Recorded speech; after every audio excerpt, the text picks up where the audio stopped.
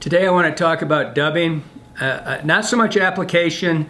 I just kind of want to break it down a little bit because it's really confusing. I know when I was a young tyer, and back then there was only, 5, 6, 10 dubbings maybe. Now there's 50 or 100, I don't know. There's just, every time I turn around there's a new dubbing, and especially with the synthetic worlds. But I want to just kind of break it down, start very basic, where it started. Under my coffee here I've got a piece of muskrat. When I was a kid, which was about 150 years ago, muskrat was the most common. Every kid, everywhere you went, you could buy little patches of muskrat. And kind of how this whole thing, I think, evolved, I don't know for sure, but I think what happened is whenever you saw a waterborne animal like a mink, an otter, muskrat, beaver, I think the association was anything that went underwater had to repel water, and so that became like your dry fly dubbing, right? And so that was a natural transition. You started seeing, more and more, and then we started dyeing it, and so we had these shades and things. And then kind of what happened is you started seeing people making it easy for us.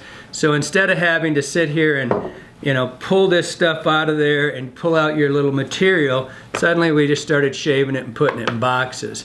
And that's what, and what you see here is how it happens, because I have a little bit of everything up here. I've got beaver dubbing, one of my favorite dubbings for dry flies. Then I've got snowshoe, which is not a waterborne animal, but snowshoe foot, maybe one of the best floating things on the planet.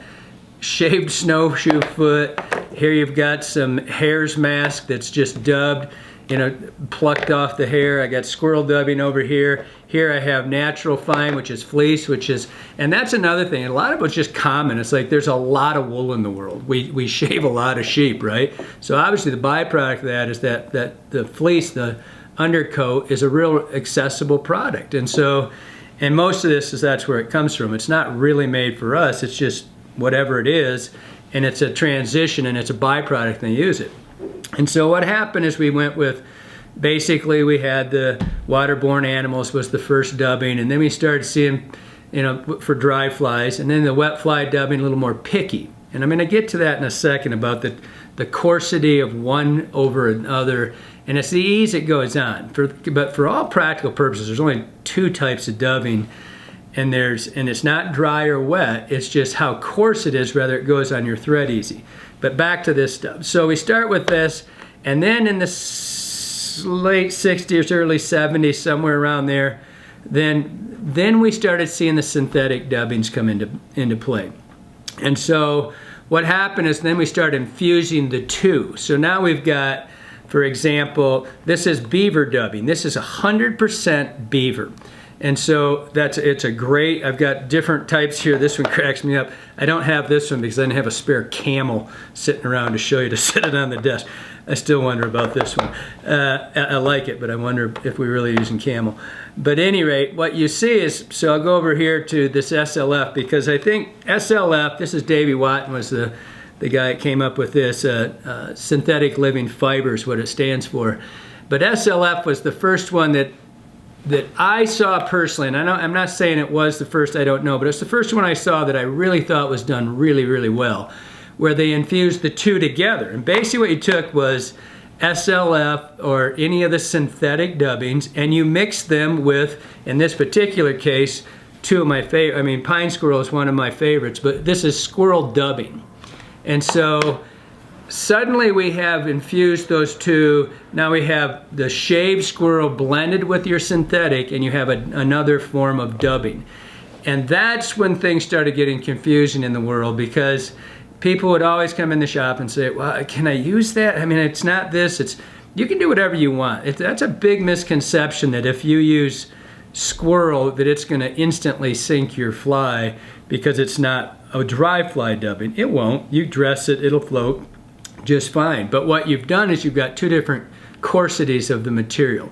And so, anyway, back to this. The dubbing is just now blended. In the early days, we had, this is UV dub, this is UV pearl ice dub. And if you watch my other videos, you see I add this to a lot of my dubbings. And that's what it was originally called, was dubbing enhancer. And the idea was that you take a little of this stuff and add it to your dubbing, which is really easy to do. You can do it in your hand, you can blend it. There's a lot of, you go on YouTube, you can find at least 20 different styles of people blending in blenders. It's really easy, it's kind of fun. I'm not going to go into that, but if you look that up, it's really fun to make your own. So anyway, we go from the naturals, and then we went into the SLFs and the synthetics, and that too became quite confusing because it's just, there's not as much to it as we're trying to make. We're just getting tons of blends. So we start out with the SLF, the original. And then what they did was they started having really great tyers blend their own colors. And so what you see is SLF blends. And well, what does that mean? Is it blended with what? It means that they blended the colors. And so, for example, this is any box that says Dave Whitlock on it is great by me, because Dave's one of the best tyers in the world. What Dave did is he went and blended his colors. He's an artist. His eye is great. He sees things. And so you've got these whole series of blends. They're still the SLF, but they're blend of color. They did it with a bunch of different tyers, you know, Jorgensen and Kaufman and Whitlock, and it's just their blends at what they like. And then you had life cycles where it went from caddis to nymph. Again, same product, and it's just a matter of the colors. And then it went into the hair blends so that you have a little bit more natural fiber in it. And that's what I want to get to now, is because for me personally, there's two styles of dubbing. And understanding that is a big part of tying. Because it doesn't matter if you have the wrong, if you take the dubbing that's really coarse and try to put it on one way, you kind of lose the effect of what they're trying to accomplish. When you put a shaved squirrel or rabbit face into a synthetic dubbing, what you're doing is you're infusing the longer hairs. There's three types of hair. And I talk about this in all my videos on hair selection, on deer or anything. It doesn't matter, all the same. You have the fur, the directional hair, and the spiky guard hairs. If you shave that and put it into another material, you're going to have those guard hairs sticking out, right? It's going to get spiky like a hare's hair is supposed to look. And so what happens is if you don't use the product properly, you're not going to gain the effect that they're trying to achieve for you. So what we've done is we go into these synthetics, and you have, or the naturals, either one, and there's an application process. And so basically, and there's more than, I'm not trying to do a dissertation on dubbing, but there's basically finger dubbing where you wrap the dubbing, and then you can put it between a dubbing loop and spin it and make it real spiky. So, for example, this is one of the first synthetic dubbings that this is called Selma Web. This is back in the 70s or 80s. And you can see how long this fiber is, right? And if you try to twist it on like this, you lose the effect of that spikiness. This is better put in a loop, and I'll show you. And it can even go right into the same material. This is Ice Dub. This is the one that I think truly, in the bigger fibers, truly started a revolution with dubbing, because Ice Dub came out of just all of a sudden it's there, and then it's in everything. But there's an application. You take this dubbing, and you can see, and these are the same dubbing, but they're even different lengths. I don't know if you can see that, but this is, and it's called the cut. And that's one thing you have to concern yourself with. The cut of the material, if it's cut really short, it's gonna have, it's hard to get on there and make it wrap around the thread. When you dub, and I've got videos on dubbing, Johnny will put something on there, but when you wrap your dubbing, when you twist it on the thread, the idea is that the fibers all wrap around the thread at the same time. Makes a really tight body. When you have these coarse materials, they're designed to stay picky. So if you go in and dub it like this really hard on your thread, trying to get that nice body, you kind of eliminate what they're trying to do. And that's also the same when you go to your blends when they have picky, like Hair's Mask dubbing that is blended with a synthetic. It doesn't really make sense to do that, because if you put it, you do that, you kind of eliminate all that spikiness. It's designed to put in a dubbing loop. So that's just two ways of looking at it. So in the synthetic dubbings that are long and coarse, better in a loop. If you're trying to do a tighter body, then you want a finer, and I had some right here. This is super fine. And I'll have Johnny close up on this. And this is a synthetic dubbing here. They're both synthetic, but this is an SLF product. It's much coarser. This is going to dub, finger dub like this on there and make a nice tight body. And that's what earlier I said, that there's really no such thing as dry fly dubbing.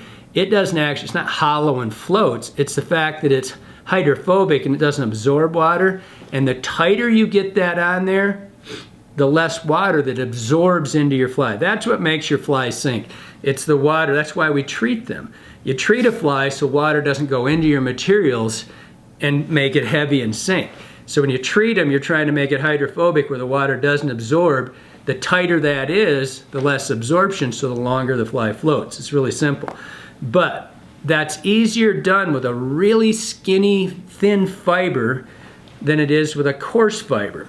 And then we stepped into, and that's why I showed you these, that they're really coarse. These are really, really better put into a dubbing loop and made them picky the way they're supposed to be. And then so from the synthetics, that's when it went crazy. Man, there is, I should count them up sometime. I'll guarantee you that there's 50 different dubbings. There's 50 different dubbings in some companies. And so, but they're all just synthetic blends. One's nylon, one's rayon, one's this, one's that. It's basically the same thing though. It's not a matter of can I use it for this, it's do I use that application to make the fly work well, and does that material work well for you? Again, it's the coarsity and the length of the cut. If it's a really long cut like this ice dub or Senyos, which Johnny's absolutely thinks this is the greatest dubbing synthetic there is. I use this on a ton of my fly. I use it for 2 applications, for heads and for bodies, but this is a shortcut, and this is a really vibrant synthetic, but yet it's kind of a long cut, but it's a really fine fiber. So when you wrap that on there, it adheres to your thread very well. The idea is that you're spinning around your thread, so it's really tight, and it doesn't fall off your thread when you're putting it on. So a lot of that just has to do with trying it on your application. If you master the two, if you master the finger dub where you just wrap it around the thread and a dubbing loop, you can essentially use absolutely every dubbing material there is in the form that it's supposed to be used. Doesn't mean you can't do it the other way and get away with it. That can be done too. I do that when I'm in a hurry. I use rabbit, just wrap it on there, I'm in a hurry. But if you learn to use the stuff right, the confusion will go away, because essentially you can use most of them for any application you want. Kind of dicey, kind of hard to go through them all, but hope that helps you out.